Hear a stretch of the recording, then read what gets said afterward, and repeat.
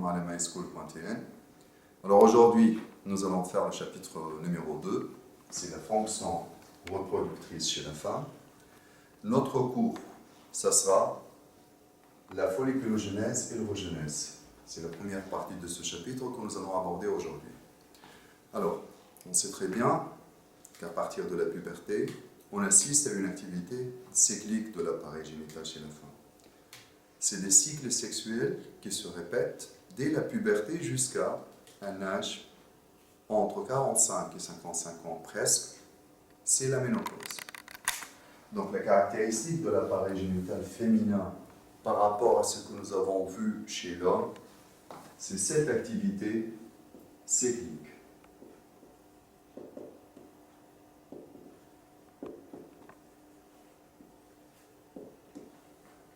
Ce sont des cycles sexuels qui vont avoir lieu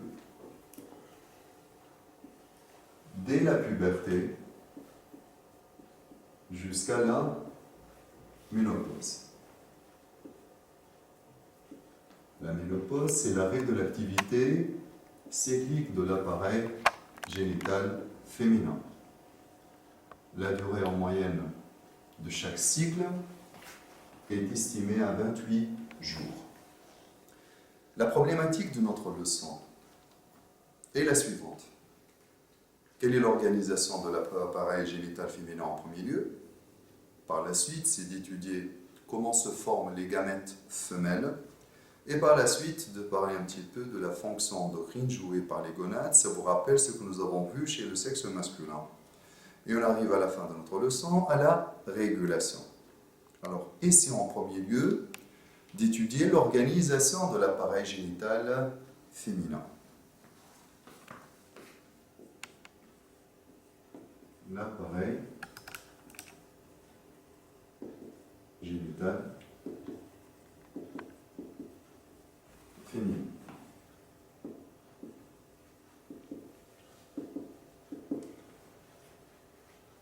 Vous avez un document sur le PDF et aussi sur votre manuel scolaire. Alors, essayons de voir le schéma que représente l'organisation de l'appareil génital féminin. L'appareil génital chez la femme comprend les organes suivants. On va commencer par les gonades. Ce sont les deux ovaires. Les voici. Ces deux ovaires, nous allons voir les fonctions qui vont être assurées par ces gonades femelles. On a une fonction exocrine et une fonction endocrine. C'est presque la même chose comme nous l'avons vu chez le sexe masculin. Mais la particularité, c'est leur activité cyclique. Donc ces ovaires vont être à l'origine de la production des gamètes femelles et aussi production des hormones. Nous allons voir les hormones ovariennes.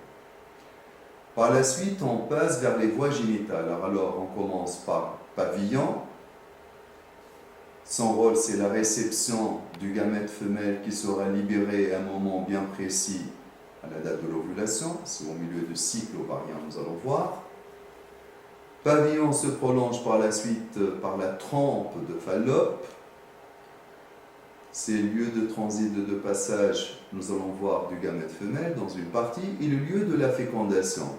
La fécondation aura lieu à ce niveau presque, dans le 1/3 supérieur de la trompe. C'est le chiffre 3 qui correspond à cette structure. Par la suite, on passe à l'utérus. Alors, l'utérus, numéro 12. Il présente 4, la partie intérieure que nous appelons endomètre ou bien la muqueuse utérine.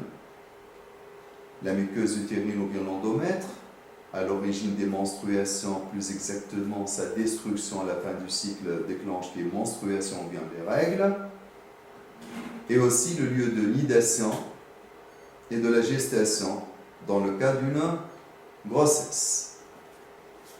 5, c'est la partie externe de l'utérus, c'est un muscle utérin, on l'appelle aussi le myomètre. Comme tout muscle, il présente des contractions. On va voir à quel moment du cycle sexuel. 6 maintenant, c'est le col utérin. ou bien col de l'utérus. L'utérus et ses modifications, nous allons les étudier et ça forme ce que nous appelons le cycle utérin. Au niveau de ce col, du col utérin, nous allons voir qu'il y aura sécrétion d'une substance que nous allons étudier par la suite. Je vous le donne, ou bien je vous le dis dès maintenant, c'est la glaire cervicale. 11 par la suite, c'est le vagin, c'est l'organe d'accouplement qui va s'ouvrir à l'extérieur par la vulve avec les différentes parties que je vais citer. Orifice génital, les petites lèvres en numéro 9 et les grandes lèvres.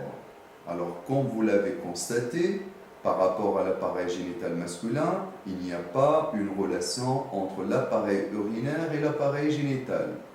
Les deux appareils sont indépendants. Autre chose, concernant les gonades femelles qui sont les ovaires au nombre de 2, sont au niveau de l'abdomen, n'occupent pas la même position que les testicules à l'extérieur de l'abdomen. Essayons maintenant de voir comment se forme le gamète femelle. Et nous allons commencer tout d'abord par étudier la structure de ce gamète qui est libéré à la date de l'ovulation, c'est-à-dire au milieu d'un cycle ovarien, comme je vais l'indiquer par la suite. Car, comme vous le savez, on a dit tout à l'heure que c'est les ovaires qui sont à l'origine de la production du gamète femelle. Donc, nous allons écrire maintenant, grand E2, la formation du gamète femelle. Plus exactement, ça va être la fonction exocrine des ovaires et ça va être l'ovogenèse, comme nous allons le voir ensemble, et ceci en rapport avec la spermatogenèse chez l'homme. Essayons de voir maintenant un schéma qui montre la structure de ce gamète femelle libéré à la date de l'ovulation et que nous allons l'appeler l'ovocyte 2 bloqué en métaphase 2. Essayons de voir pourquoi on l'appelle ainsi. Alors pour un cycle de 28 jours, un cycle sexuel, on constate au milieu de ce cycle, vers le 14e jour presque, qui correspond à la date de l'ovulation, la libération par l'un des ovaires d'une cellule sphérique, comme vous le voyez ici de grande taille, haploïde, un N chromosome plus exactement, nous allons voir dupliqué, l'ovocyte 2, accompagné par une toute petite cellule, c'est le premier globule polaire qui renferme aussi un chromosome dupliqué. Le schéma qui accompagne cette observation microscopique montre que l'ovocyte 2, dans sa structure, est présente, un cytoplasme très développé, riche en réserves. À la périphérie de ce cytoplasme, en dessous de la membrane plasmique ou bien cytoplasmique, nous avons des structures qu'on appelle les granules corticaux. Leur rôle est très important au cours de la fécondation, et nous allons revenir là-dessus. La partie externe montre ce que nous appelons la zone pellucide, sur laquelle sont fixées des cellules folliculaires. L'ensemble de ces cellules folliculaires forme ce que nous appelons la corona radiata. Alors l'ovocyte de cette cellule va présenter un matériel nucléaire bloqué en métaphase 2. C'est le gamète femelle, c'est le gamète qui est libéré à la date de l'ovulation par l'un des deux ovaires au cours d'un cycle sexuel, mais on va voir plus exactement au cours du cycle ovarien. La question maintenant, après avoir étudié la structure de ce gamète femelle, essayons de voir comment se fait l'ovogenèse, c'est-à-dire la formation du gamète femelle et les étapes de cette évolution.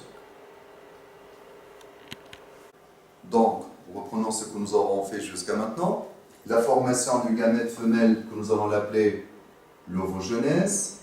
Ça, c'est notre objectif, c'est la fonction exocrine de l'ovaire, c'est la formation du gamète femelle. Et nous avons commencé par l'étude de la structure du gamète femelle.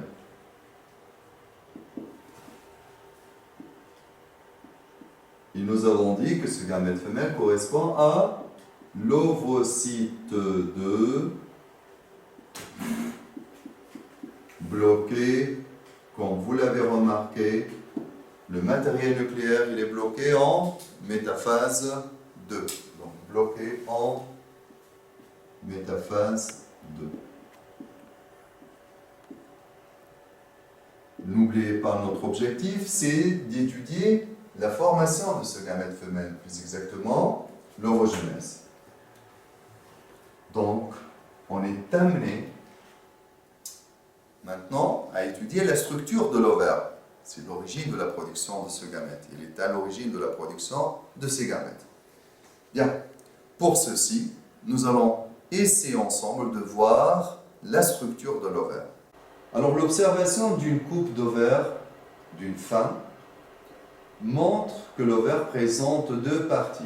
Une partie centrale ou bien médula, qui renferme des vaisseaux sanguins et du tissu conjonctif, et une partie externe, que nous allons l'appeler cortex ou bien zone corticale. Alors l'observation de cette zone chez une femme pubère, c'est-à-dire qui a atteint la puberté et qui n'a pas atteint jusqu'à maintenant la ménopause, montre que le cortex renferme des structures ovariennes que nous appelons follicules. De différents types, follicule primordial, follicule primaire, comme vous le voyez, follicule secondaire, follicule cavitaire ou tertiaire et follicule mûr.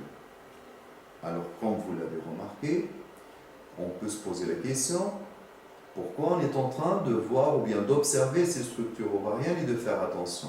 Tout simplement, car chaque follicule, il est formé par une cellule sexuelle qui est l'ovocyte 1, on va voir plus exactement bloqué en prophase 1, entouré par des cellules folliculaires. Donc, on est obligé de passer par l'étude de ces follicules, puisque ces structures renferment la cellule sexuelle qui est l'ovocyte 1, qui va évoluer par la suite en ovocyte 2. C'est ainsi qu'on doit passer par la folliculogenèse qui correspond à l'évolution d'un follicule primordial en un follicule mûr. Vous avez remarqué que j'ai passé du secondaire au cavitaire ou bien tertiaire jusqu'à arriver à un follicule mûr. Une petite remarque, chez une femme, à partir de la puberté, c'est-à-dire jusqu'à la ménopause, dans chaque cycle, nous allons observer un follicule mûr par cycle, par ovaire, dans le cas normal.